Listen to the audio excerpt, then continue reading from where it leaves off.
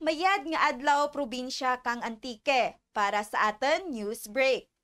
Governor Kajao nagtugro kang wheelchair sa sangka 17 anyos nga na-diagnose kang lupus. Diya si Cristel Jen Española halin sa District 4 Sibalem kag sangka grade 12 student kang Advanced Central College. Kang nagligad lang tuig, tana na-diagnose nga may lupus. Ang anang kondisyon nakalabot sa atensyon kang gobernadora paagi sa sulat kang anang nanay kun sa diin anag insaysay nga sanda hindi makasarang magbakal kang wheelchair. Dayon man natugro kay Cristel Jen ang kinahanglanon na nga wheelchair sangka simana matapos mabaton ni Governor Kajao ang sulat kang anang nanay. Ang diya nga wheelchair makabulig pahilway sa anang pang-adlaw-adlaw nga pagsinirayo.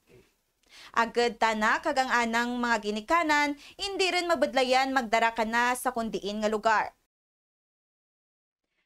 Governor Kajao nagpirma kang kontrata kang mga alternative learning system teachers. Kintugruan gid ka tiyempo ni Governor Rodora Kajao nga personal nga makipagkita sa mga maestra kang ALS kag kamustahen ang andang kahimtangan. Lakip man ang pagpirma kang andang kontrata sa kadyang tuig. Sa nagligad nga siyam ka tuig, nagasuporta gid sa ALS program kang Department of Education ang gobyerno probinsyal kang Antique paagi sa pag-hire kang mga kinanglanon nga mga maestra.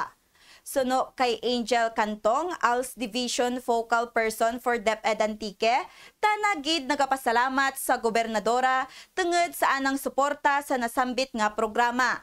Sa kadya may kabilugan nga 69 ka mga ALS teachers, lakip ang mga kontraktual kag permanente.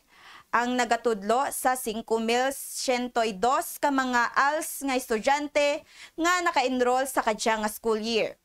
Ang diya nga mga estudyante nagasulod sa sangkagatos sa 67 ka mga community learning centers sa bilog nga Antique.